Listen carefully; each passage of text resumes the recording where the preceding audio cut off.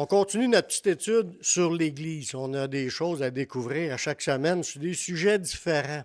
Vous savez, si le Seigneur il a permis que ça soit écrit dans la Bible, tous ces sujets-là, c'est parce qu'il voulait qu'on les sache.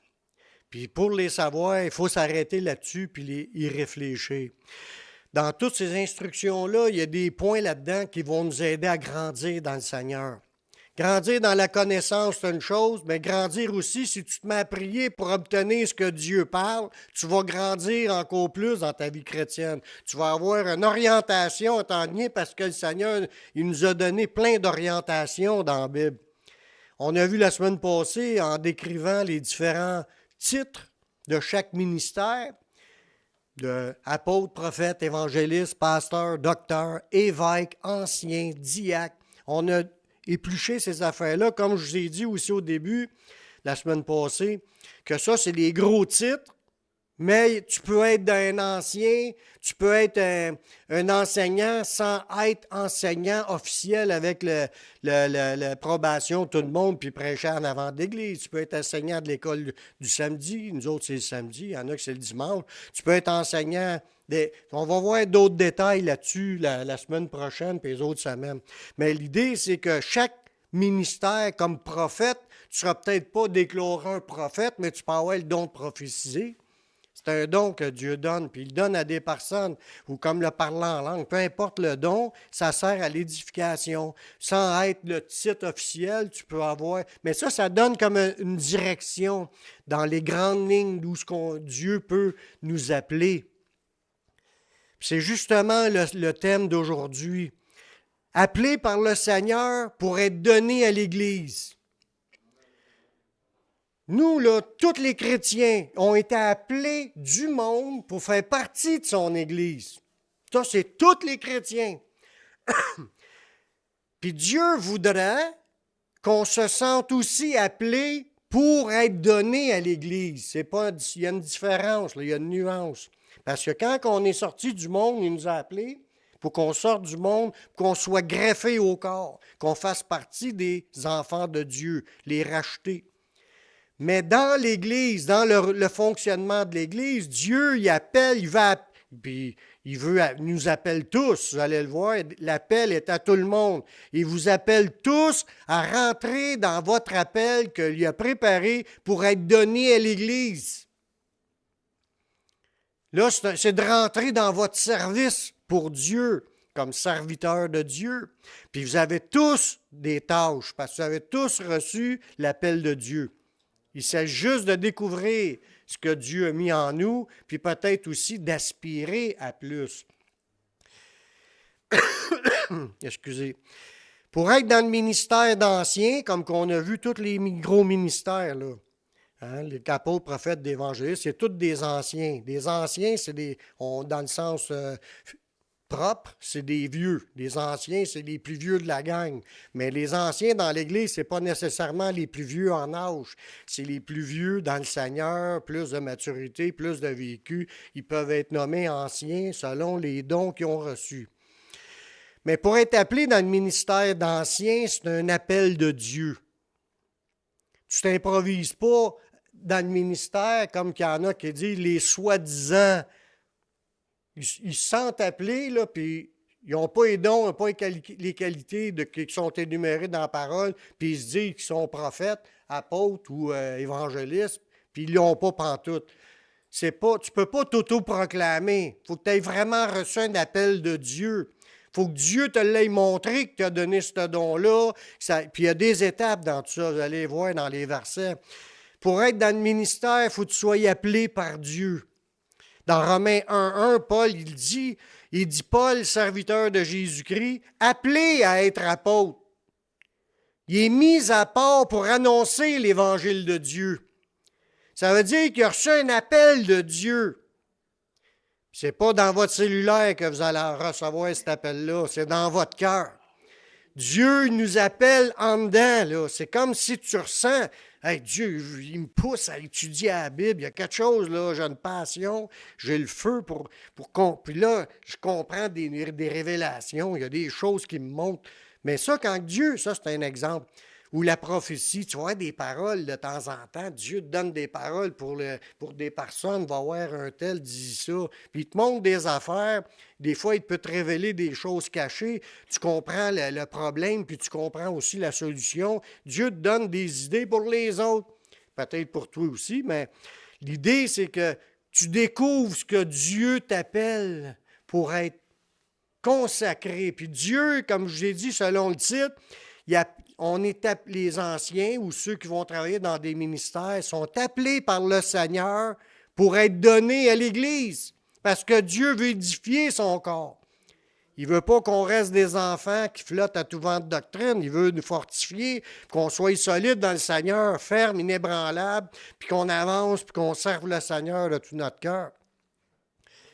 Fait que les dons ministériels, c'est des personnes que Dieu a données à l'Église. Comme c'est dit dans Éphésiens 4.8, je l'ai lu l'autre jour, c'est pourquoi il est dit, étant monté en haut, quand Jésus il est mort, il est ressuscité le troisième jour, il est monté en haut, puis il a emmené des captifs, puis à ce moment-là, il a délivré des personnes du séjour des morts pour les emmener devant la présence de Dieu. Tous ceux qui étaient sauvés, il les a emmenés avec lui. Il a emmené des captifs et il a fait des dons aux hommes. Il a fait premièrement le don du Saint-Esprit qui a dit à ses disciples, vous allez recevoir une puissance. Il dit, je m'en vais, puis je vais vous l'envoyer, puis je vais être en vous. Il dit ça, Jésus, dans le Saint-Esprit. Tu reçois Dieu le Père, le Fils et le Saint-Esprit. Fait que, il donne le Saint-Esprit, mais il fait des dons aux hommes. Puis c'est quoi ces dons-là? C'est ses membres appelés, formés, fortifiés. Parce que Dieu a donné à l'Église des gens formés, fortifiés et à son écoute. Parce qu'il faut que tu sois dans une certaine connexion avec Dieu pour être un ancien dans l'Église. Pour être un pasteur, un prédicateur, un évangéliste, un apôtre, n'importe quel ministère, il faut que tu sois appelé, mais il faut que tu sois aussi fortifié. Tu es formé, tu as reçu des idées, tu as reçu une formation par le Seigneur. Puis il faut que tu sois à son écoute, parce que sinon, tu vas parler dans ta chair, puis ça ne servira pas à grand-chose. Dans Éphésiens 14, ça le dit bien, on l'a lu aussi, celle-là. Il dit, il a donné les uns. Tu vois bien, dans ce verset-là, ça dit, il a donné les uns comme apôtres. Ça veut dire qu'il a donné à l'Église des apôtres. Mais il a fallu que ces gens-là soient appelés et fortifiés, formés, puis qu'ils soient à son écoute pour être capables d'être à ce ministère-là. Fait qu'il a donné les uns comme apôtres, les autres comme prophètes, les autres comme évangélistes, comme pasteurs et docteurs. Fait que Dieu a donné des ministères aux hommes dans son Église pour sauver des nouvelles âmes, puis en même temps fortifier, édifier ses brebis pour qu'ils soient solides dans le Seigneur. Ceux que Dieu appelle, ils doivent être formés par le Saint-Esprit, puis qu'ils passent les tests. Parce qu'il y a des tests là-dedans. Premièrement, en étant un bon témoignage vis-à-vis des gens du dehors. Dans 1 Timothée 3,7, ça dit « Il faut qu'ils reçoivent un bon témoignage de ceux du dehors afin de ne pas tomber dans l'opprobre et dans les pièges du diable. » Quand tu es appelé dans le ministère, Dieu, s'il met ça dans votre cœur, il faut que vous sachiez que vous avez besoin de bien vous comporter. Tu ne peux pas être une vie chrétienne tout croche, tu vis dans des débauche, tu couches avec la femme du voisin, puis tu penses que c'est pas grave. Je sais que ça se fait dans des pays, mais écoute bien, pour être dans le Seigneur, il faut que tu sois éprouvé. Tu passes les tests d'un certain mode de vie. Tu regardes, c'est écrit dans Timothée, là, Paul parle à Timothée, puis à une autre place que ça dit celui qui aspire à la charge d'évêque désire une œuvre excellente. Il faut donc que l'évêque soit, puis là, il nomme des points. Il faut que le Saint-Esprit t'ait amené dans un certain cadre de vie qui est conforme à la parole. Voyez-vous? Fait que tu es formé par le Saint-Esprit avant d'être donné à l'Église. Je ne dis pas que tu es parfait, parce qu'il n'y a zéro personne qui est parfait. Même l'apôtre Paul ou l'apôtre Jean le dit, comme Jean lui dit, celui qui dit qu'il est sans péché, c'est un menteur. Puis Paul, il a dit, nous bronchons, c'est Pierre qui a dit ça, nous bronchons tous de toutes sortes de manières. Nous bronchons. Nous allons des fois, ça on s'échappe, on dit une parole, on fait quelque chose, mais ce n'est pas des affaires graves comme des péchés des 10 commandements, là. Mais il n'y a pas personne de parfait, mais tu as quand même un bon témoignage de ceux du dehors. Ça veut dire qu'il faut que tu aies vécu comme un chrétien devant le monde. Que le monde reconnaisse que oui, c'est vrai, ce gars-là, il n'est pas pareil aux autres, puis quand il rouvre la bouche, il est fatigant, il passe son temps à nous parler de Jésus. Mais ça, les hommes n'aiment pas ça, mais Dieu, il aime ça. C'est aussi un appel confirmé par les membres de l'Église. Être un ouvrier dans le Seigneur, faut que ça soit. Pour être un ouvrier dans le Seigneur, il faut que tu aies été confirmé par les autres, qui ont reconnu en la personne qui est appelée, là, qui ont reconnu, oui, c'est vrai. Pas juste de ceux du dehors vont être un bon témoignage envers lui, même ceux du dedans. Ça le dit dans 1 Timothée 3,10. Qu'on les éprouve d'abord et qu'ils exercent ensuite leur ministère s'ils sont sans reproche. Ça veut dire que ces personnes-là sont formées même dans l'Église, qui ont un bon témoignage, qui sont sans reproche. Leur vie est exemplaire. Je ne te dis pas encore qu'ils sont parfaits, il n'y a personne de parfait. Il y a juste Jésus qui est parfait. Amen. Mais ce n'est pas une excuse de dire « Oh, c'est pas grave, on n'est pas parfait ». Non, ce n'est pas une excuse parce que c'est grave. On ne peut pas se laisser aller quand tu es chrétien. Il faut toujours que tu aies un bon témoignage au dehors comme en dedans pour être approuvé, pour être dans le ministère. Dieu appelle, puis vous êtes tous appelés. Vous êtes tous appelés à quelque chose. Mais il faut que le Saint-Esprit travaille aussi sur vos caractères, sur votre conduite, sur votre manière d'être dans le Seigneur. En plus, ce n'est pas tout. Dans la formation du Saint-Esprit, là-dedans, il faut qu'il soit formé pour être conforme aux enseignements bibliques. Tu ne peux pas te lever et commencer à prêcher n'importe quoi. Il faut que ça soit biblique, qu'est-ce que tu dis. Ça, c'est le Saint-Esprit qui vous enseignera toutes choses. Ce n'est pas nécessairement les pensées populaires qui sont les vraies pensées dans le Seigneur.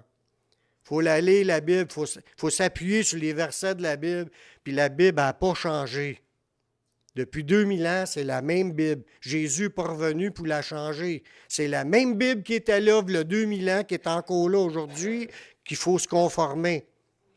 Alors, regardez bien qu'est-ce que Paul a dit à Tite à propos de ça, de quelqu'un qui veut être dans le ministère, là. Faut qu'il soit, dans Tite 1, verset 9, faut qu'il soit attaché à la vraie parole telle qu'elle a été enseignée. Wow, là c'est fort. Faut que l'ouvrier, quand il est éprouvé, qu'on reconnaisse en lui que c'est un gars qui prêche la parole, la vraie parole, telle qu'elle a été enseignée par qui? Enseignée par les apôtres de v'là 2000 ans, pas enseignée par les différentes doctrines qui courent. Parce qu'aujourd'hui, moi, vous dire franchement, il y a des choses qui se disent dans les églises qui ne sont pas bibliques. Puis c'est notre devoir de lire la Bible puis de rester attaché aux vraies paroles telles qu'elles ont été enseignées. Ça veut dire que la Bible n'a jamais changé.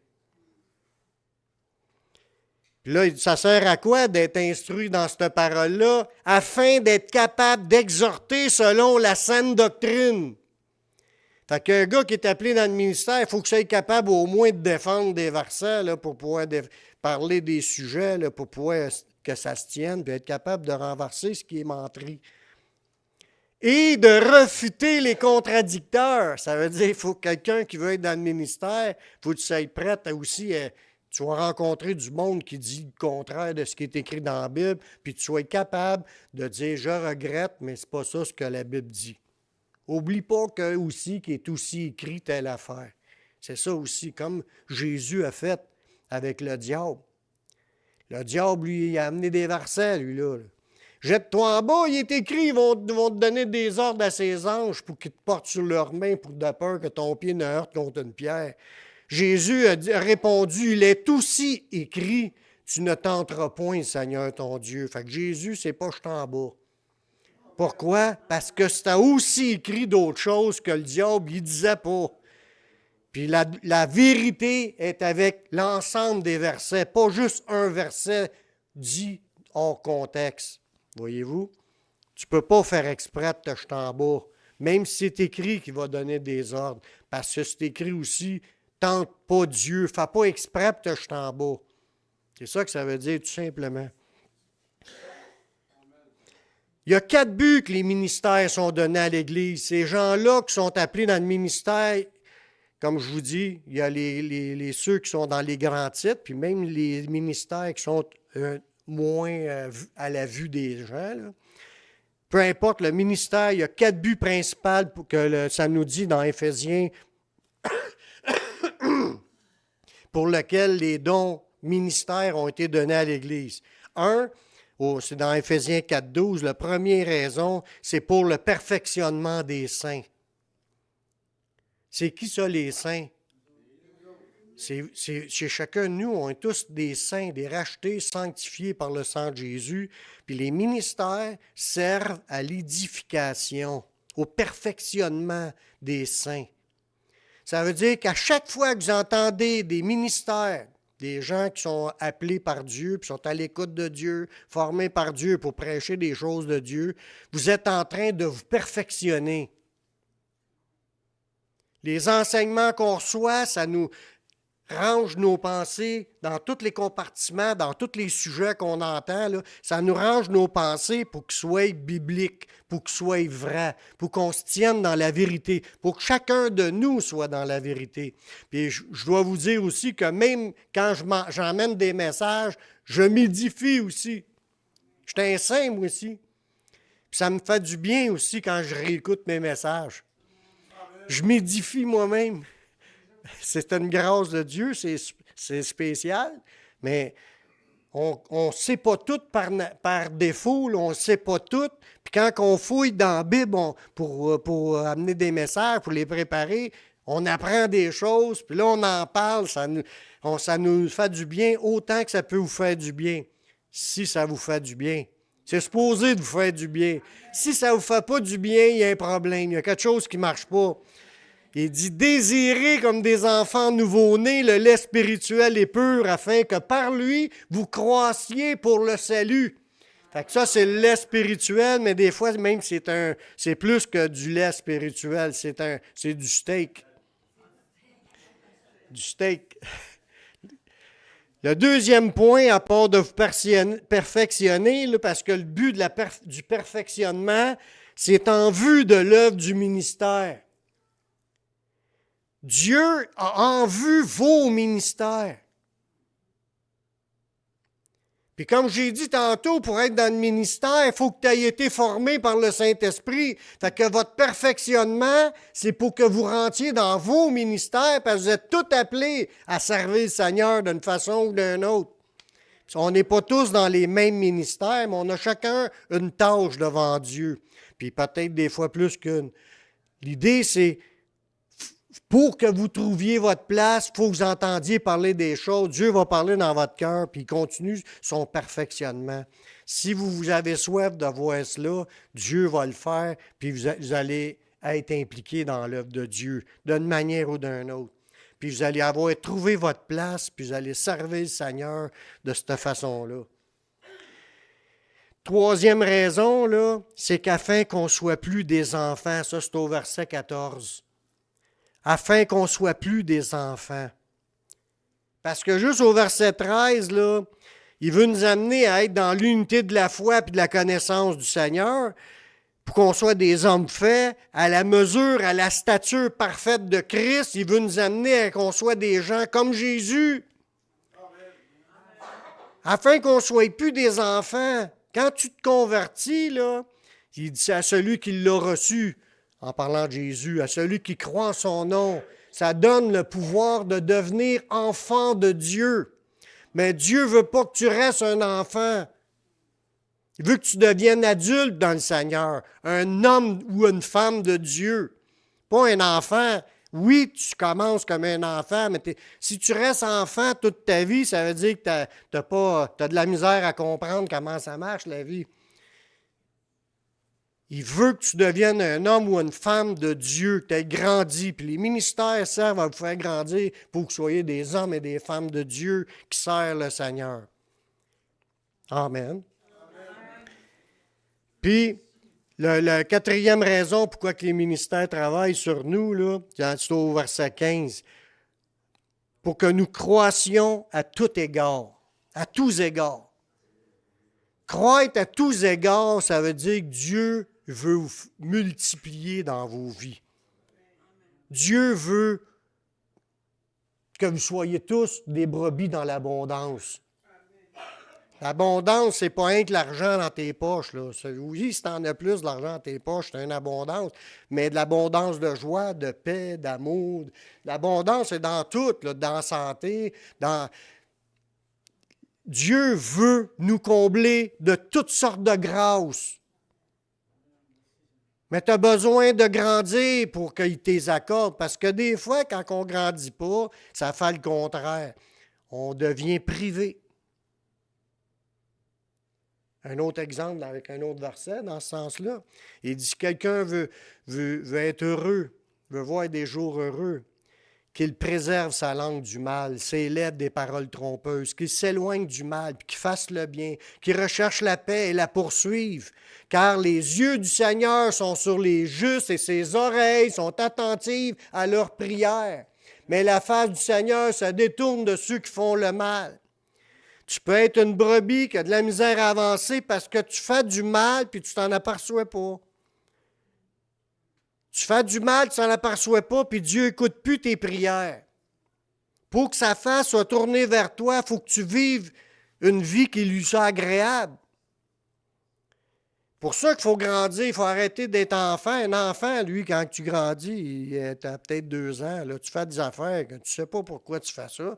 Tu fais des affaires, puis tu peux casser des affaires dans la maison, tu peux tout jeter à terre. Tu montes dans la bibliothèque, tout tombe à terre. Tu fais des gaffes, mais enfants de Dieu, là, les petits-enfants, ils font des gaffes. Quand tu te maturis, tu vas être celui qui va redresser la bibliothèque pour replacer les livres. C'est ça que Dieu veut nous amener. Vous pouvez dire Amen de temps en temps. Dieu ne nous a pas donné que des ministères, personne ministère. Il nous a aussi donné des dons spirituels.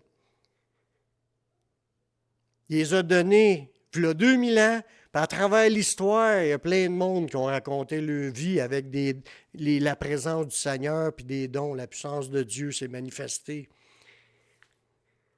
Il a donné des dons spirituels. Dans 1 Corinthiens 12:8, ça dit « En effet, à l'un est donné par l'Esprit une parole de sagesse, à un autre, personne, la parole de connaissance, selon le même Esprit, à une autre personne, la foi, par le même Esprit, à une autre personne, le don des guérisons, par le même Esprit, à un autre, le don des miracles, à un autre la prophétie, à un autre le discernement des esprits, à un autre la diversité des langues, à un autre l'interprétation des langues. C'est des dons qui sont donnés à l'Église. Quel est votre don? Aspirons-nous encore à avoir un de ces dons-là? Parce que l'Église en a grandement besoin. Ce n'est pas la même personne qui doit posséder tout. Ça le dit à un autre, à un autre, à un autre, à un autre, à un autre. Oui, tu peux en avoir plus qu'un. Mais on est tous appelés à avoir quelque chose à quelque part. Puis il faut le découvrir, c'est quoi que Dieu nous a donné. Puis s'il ne nous l'a pas donné, mais on va voir, ça nous dit des aspirer. Tous les dons viennent de Dieu puis sont opérés par Dieu. Ce n'est pas nous qui faisons ça. C'est le Saint-Esprit est en nous. On est né de nouveau, on est sauvé. Le Saint-Esprit est là. Puis là, le Saint-Esprit veut nous équiper. Mais il veut nous fortifier, puis il veut aussi nous équiper pour qu'on serve. Mais là, c'est de trouver notre place là-dedans. Il nous appelle parce qu'il veut nous donner aux autres pour que tout le monde puisse être béni par nos dons. Ça nous dit que tous les dons viennent de Dieu puis sont opérés par Dieu. Dans 1 Corinthiens 12,4, ça dit, il y a diversité de dons, il y a des dons différents, là, mais c'est le même esprit.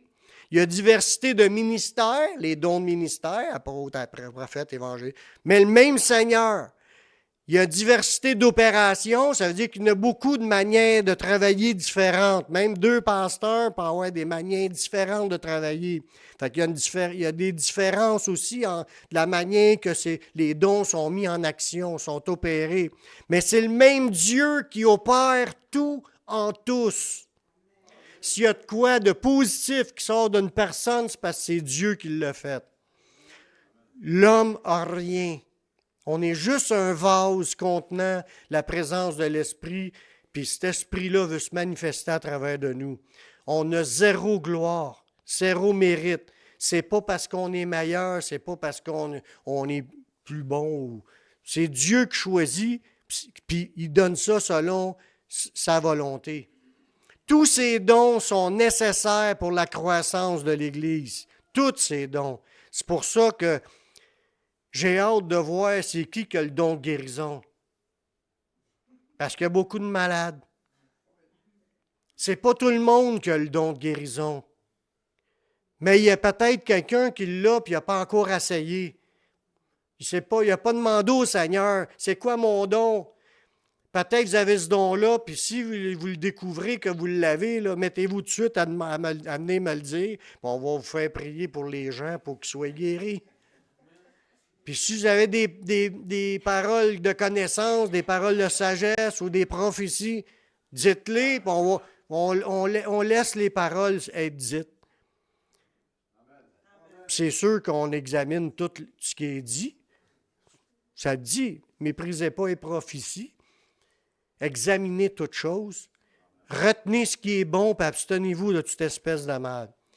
Fait que on méprise pas, mais ça dit d'examiner puis de retenir ce qui est bon. C'est ce qu'il faut faire.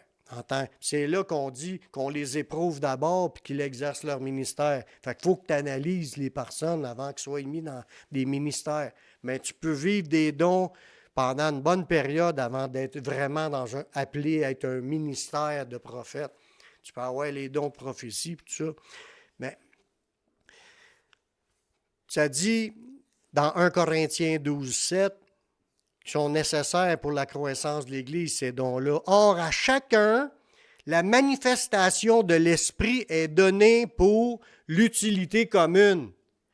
C'est utile à tout le monde. Commun, c'est tout le monde. C'est utile à tout le monde, les dons spirituels.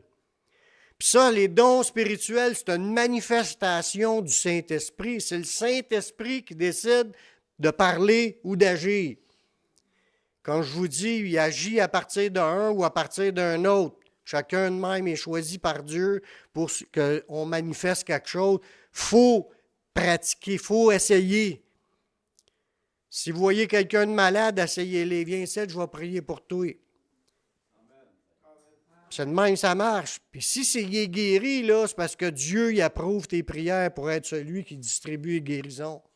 Si tu ne l'es pas, continue à intercéder parce que les prières aussi, à long terme, des prières de crier à Dieu jour et nuit, sont encore aussi efficaces. Ça ne veut pas dire que tu as le don de guérison parce que Dieu il a répondu à une intercession, mais tu peux l'avoir, le don de guérison, puis ça nous fera grandement plaisir que quelqu'un l'ait. Comme les autres dons aussi, bien sûr. Le Seigneur, lui, cherche d'autres personnes qui veulent les recevoir. Dieu y appelle, mais les disciples doivent aspirer à être utilisés pour les avoir. L'aspiration est soit premièrement pour entrer dans le ministère, comme ça le dit dans 1 Timothée 3,1, cette parole est certaine, si quelqu'un aspire à la charge d'évêque, ça veut dire c'est quelqu'un qui aspire à devenir un prédicateur, un enseignant, un surveillant dans l'Église. Il faut que tu aies cette aspiration-là, même si Dieu t'appelle. Lui, Paul, il n'était pas chrétien quand il s'est converti, mais il y a plein de monde qui ont été appelés assis dans l'Église. Dieu les a appelés pour qu'ils servent comme évêques, comme surveillants, comme ouvriers dans l'œuvre. Puis, mais ça dit que celui qui aspire, ça veut dire que tu as un appel qui vient de Dieu, mais il faut que toi aussi, tu veuilles embarquer dans ça. Tu demandes au Seigneur, puis tu vas passer du temps avec le Seigneur, si c'est pour l'étude de la parole, pour prêcher la parole, il faut que tu l'étudies. Tu ne peux pas te fier que c'est les notes des autres. Il faut que tu sois inspiré par le Saint-Esprit qui te donne des paroles. Puis là, il faut que tu connaisses ta Bible pour être capable de refuter les contradicteurs. Il faut t'en apprendre des versets par cœur, puis tu sois capable de... Mais c'est une formation, ça, là. Mais ça dit d'aspirer à la charge d'évêque. Même si on sait que c'est Dieu qui appelle, mais c'est quand même toi aussi, il faut t'aspirer. Puis l'aspiration aussi, elle doit être aussi pour les dons spirituels, pas juste pour les ministères. Parce que dans Corinthiens 12, 31, ça dit aspirer aux dons les meilleurs. Puis ça, il parle à tout le monde. Même si Dieu ne t'appelle pas à être un évêque, un prédicateur ou quoi que ce soit, s'il ne t'appelle pas à ça, il veut que tu sois en train d'aspirer aux dons de guérison, de miracles, de prophétie, de parole de connaissance, tous ces dons-là. Il veut que tu aspires à ça. Puis c'est aspirer, là, hein, c'est comme un aspirateur. Ça aspire. Quand tu pars le piton, ça tire. Hein? Ça lâche pas. Tu te mets la main devant une chose, ça te retient quasiment la main. C'est un bon aspirateur. Tu as de la misère même. Mais, de quelle puissance qu'on a d'aspirateur? On est-tu Filter Queen ou on est Electrolux? Ou on est des aspirateurs cheap qui aspirent, qui passent dessus, puis il n'y a rien qui monte. La poussière reste là. Quel genre d'aspirateur qu'on est? On aspire-tu au don? Tout le monde doit aspirer au don. Tout le monde, pas juste le pasteur. Je suis sûr que le Saint-Esprit attend après du monde ici pour en donner. Il dit que c'est l'Esprit qui les distribue selon sa volonté. Ça veut dire c'est lui qui veut d'abord les distribuer. Avant même que tu penses que tu pourras peut-être l'avoir, il voulait déjà avoir quelqu'un à le distribuer, le don. Fait que tu as juste à demander, Seigneur, tu veux-tu me donner ce don-là? Manifeste, guide-moi, conduis-moi là-dedans. Je veux apprendre à être à ton écoute pour que si, mettons, c'est le don de guérison, que si je vois quelqu'un qui est malade, que j'y aille tout de suite comme j'ai à cœur de prier. Puis là, tu lui mets ta main, puis tu demandes au Seigneur de guérir la personne. Puis si la personne est guérie, le wow! Puis les guérisons en passant, ce n'est pas toujours des guérisons instantanées. Une guérison instantanée, c'est un miracle. Tandis qu'une guérison, dans la Bible, ça dit que ça peut prendre 2-3 jours pour que tu sois complètement relevé. Je peux vous montrer un verset là-dessus, mais là, elle n'est pas là, mais ça le dit. Le 3e jour, il se relèvera. Mais l'idée, c'est une guérison, c'est que tu finis par t'en sortir de ton problème. Ce n'est pas quelque chose qui dure des mois. Puis des fois, c'est des maladies mortelles qui entraînent à la mort. Puis Dieu est capable de guérir même ces maladies-là. Il n'y a pas aucun problème ou aucune maladie que Dieu n'est pas capable de guérir. Il est capable de guérir toute maladie, toute infirmité. Il l'a déjà fait, puis il est capable encore de le faire parce qu'il est le même hier, aujourd'hui et éternellement. Il est le Tout-Puissant. Puis il a même promis, il dit, voici les miracles qui accompagneront ceux qui auront cru en mon nom. Est-ce qu'il y a des gens qui croient en son nom ici? Amen. Il est prêt à commencer à faire des miracles avec chacun de nous, d'une manière ou d'une autre. Nous aspirons à être utilisés dans quelque chose, mais c'est Dieu qui décide. On ne peut pas le forcer. Il faut toujours y aller comme par en dessous, là. Pas tu vas me le donner, te dis que tu me le donneras, puis là, tu as besoin de me le donner. Tu n'es pas là pour ordonner à Dieu de faire quelque chose. C'est lui qui décide de te le donner. Il faut que tu y ailles par en dessous. Seigneur, si tu le veux, tu peux. Tu sais, c'est par en dessous, ça, là. Ça dit dans 1 Corinthiens 12, 11, « Un seul et même esprit qui opère toutes ces choses, les distribuant à chacun en particulier comme il le veut. » Fait que si tu en as reçu un, c'est pas grâce à toi parce que tu es grâce à toi. Non, c'est lui qui a décidé, puis c'est lui qui t'a appelé, puis c'est lui qui s'attendait à t'aspire, puis c'est lui qui t'a formé, puis montré pour être à l'écoute, puis pouvoir faire ce que tu as à faire. C'est toute la gloire de la manifestation vient de Dieu. Puis quand ça arrive, même la situation, c'est pas « je te l'ordonne », non, c'est au nom de Jésus, c'est le Seigneur qui guérit, pas moi. Voyez-vous? Le Seigneur veut équiper chacun des membres de son Église. Pourquoi vous pensez que je répète ça souvent? Pour que tout le monde rentre là-dedans. Là. Vous pouvez prier, Seigneur, donne-y ce don-là. Oui, vous pouvez appuyer quelqu'un que vous savez qui aspire pour ça. Parce que ce n'est pas nécessairement, non, c'est moi qui va l'avoir, ce don-là. Ce n'est pas une bataille ou une compétition avec les autres, mais ça les prend, ces dons-là. L'Église souffre s'ils n'ont pas ça.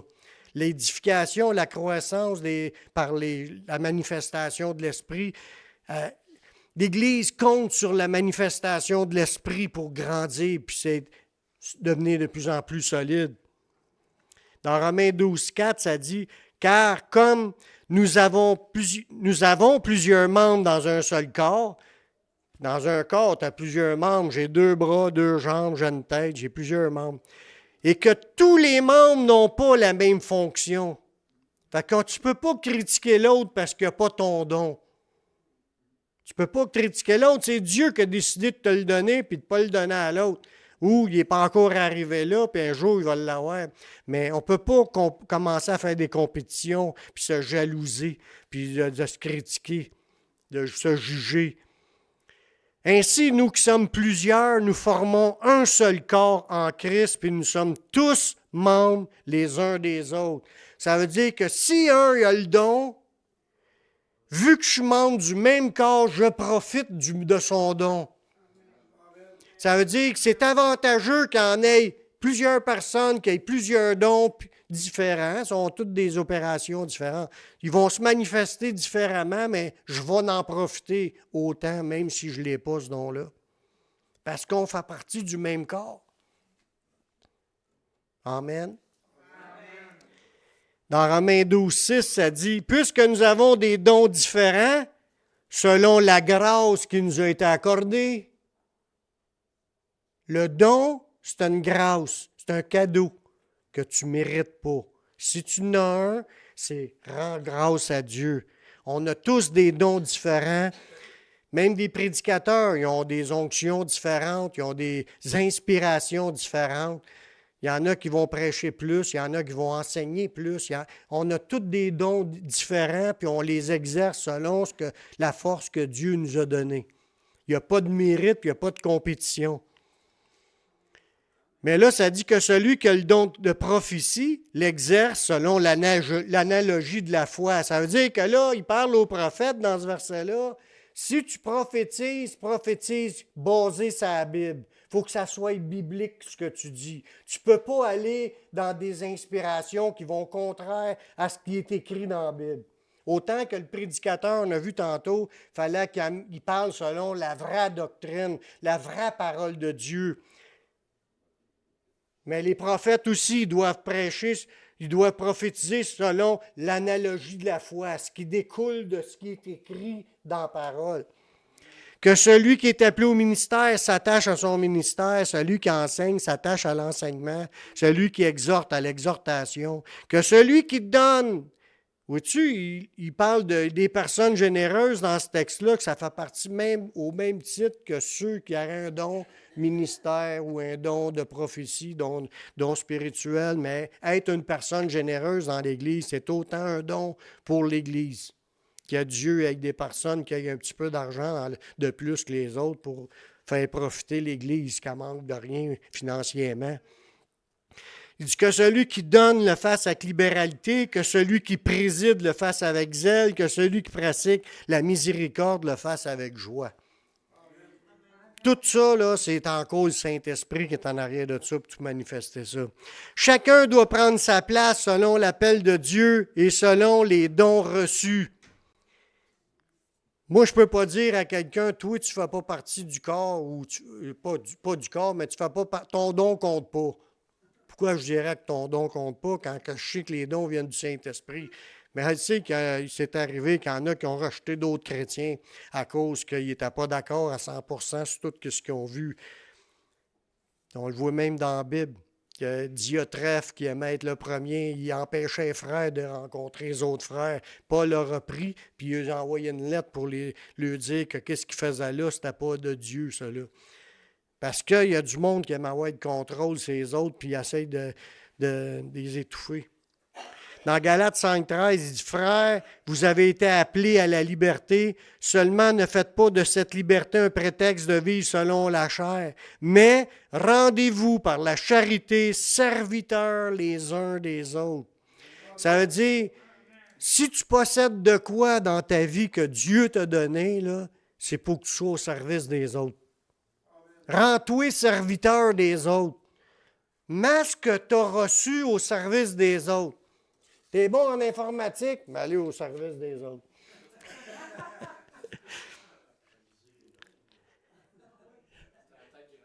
Il y aura de grandes récompenses pour ceux qui seront fidèles à ce que le Seigneur leur aura confié. Dans Matthieu 25, ça nous parle de la parabole des talents. Puis il y en a qui ont fait multiplier le talent, puis il y en a d'autres qui les ont enterrés, le talent.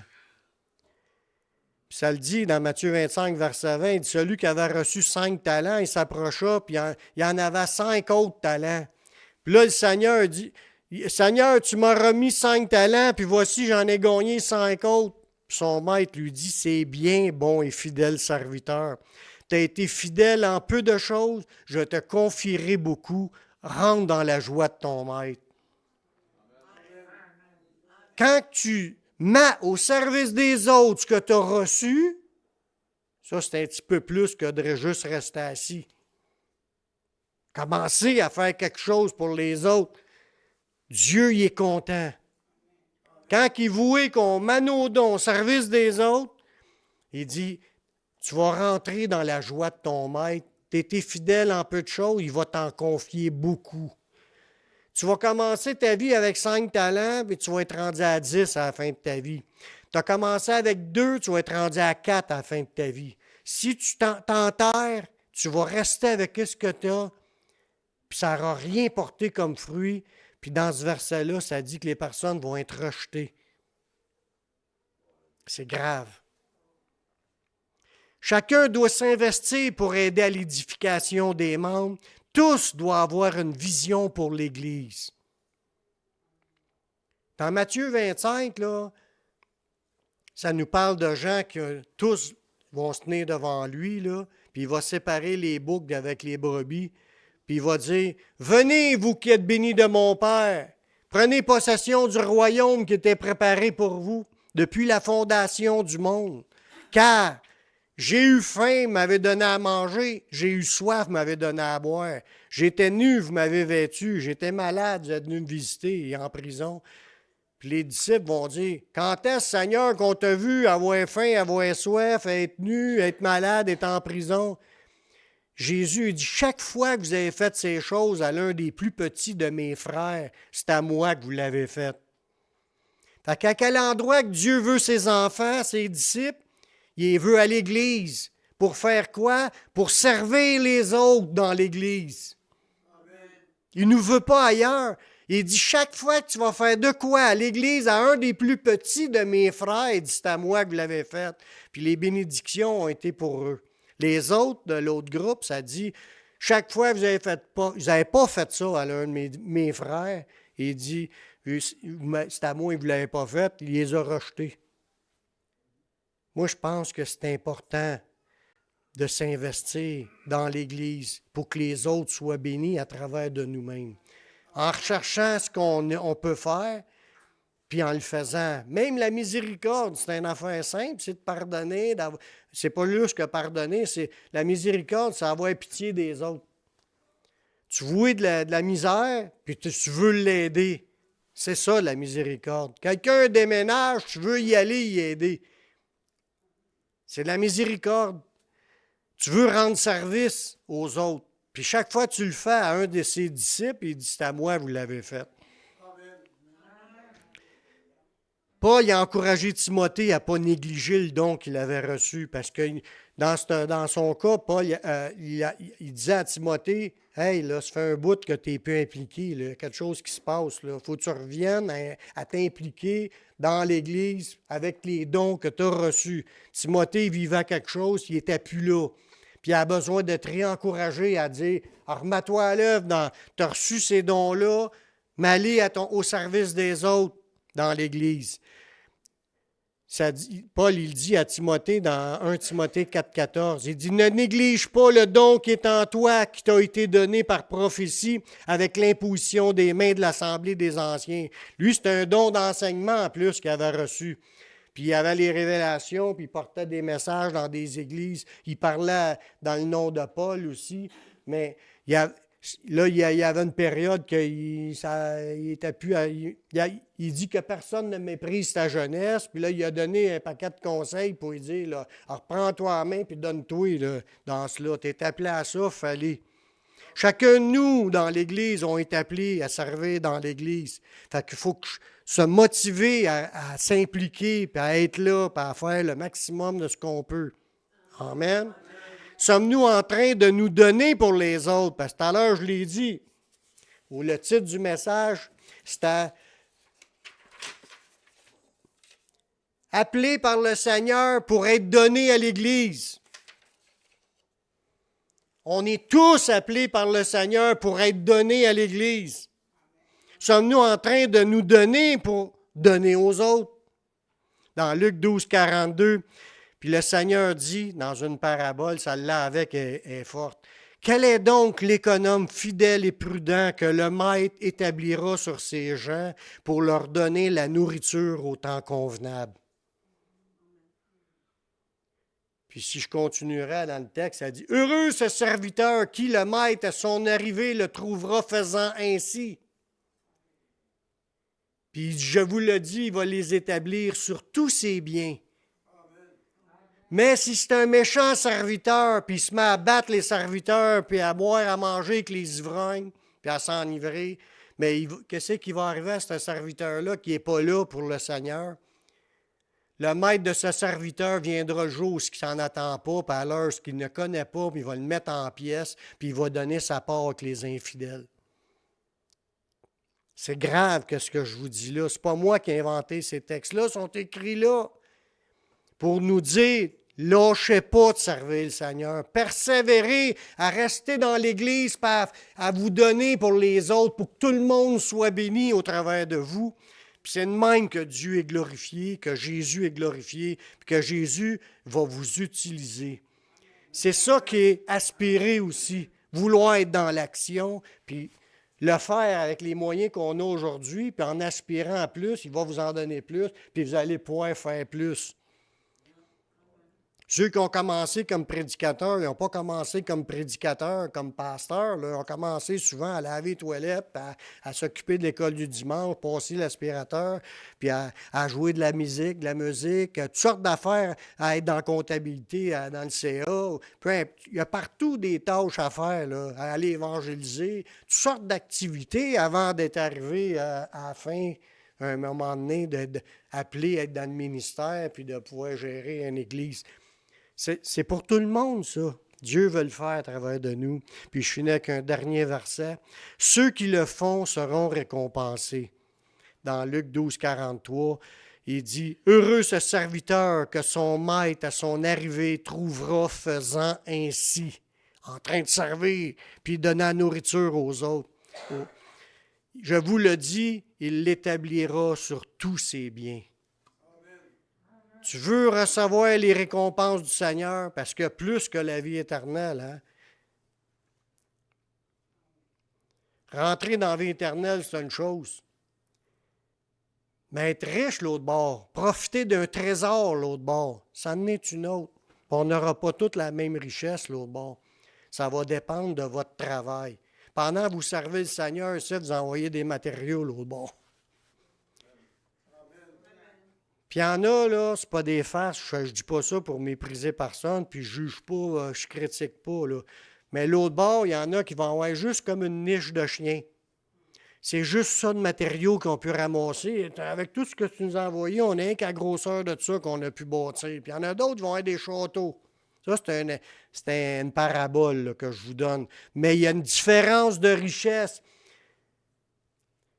Puis Jésus nous encourage, amassez-vous pas des trésors sur la terre où ce que la teigne et la rouille détruisent puis les voleurs percent et dérobent, mais amassez-vous des trésors dans les cieux où ce que la teigne et la rouille ne détruisent point, où ce que les voleurs ne percent ni ne dérobent. Car là où est ton trésor, là aussi sera ton cœur. Où est notre cœur? Avons-nous un cœur à vouloir servir le Seigneur? Si oui, il va vous utiliser. Vous allez avoir plein de récompenses rendues l'autre bord. Amen. On va prier. Seigneur, je te remercie pour ta parole qui est vraie. C'est la vraie parole telle qu'elle a été enseignée. Je te demande de continuer à graver ces choses-là dans notre cœur pour qu'on ne les oublie pas. Puis que grave aussi dans notre cœur, en mettant à nos pieds le zèle que donne l'Évangile de paix, mais donne aussi dans notre cœur une passion, un désir à vouloir te suivre et te servir, aspirer à plus. On veut voir tous les ministères dans l'Église, puis on veut voir tous les dons dans l'Église. On veut voir ta main à l'œuvre dans tous les services qu'on a besoin, mais qui va faire multiplier l'Église. Que tous trouvent sa place et que tous soient bénis par ta présence puis par ce qui va sortir au bout de cela. Fait qu'on remet cette Église, nos vies entre tes mains, puis je te prie dans le nom de ton Fils Yeshua. Amen. Amen. Gloire à Dieu.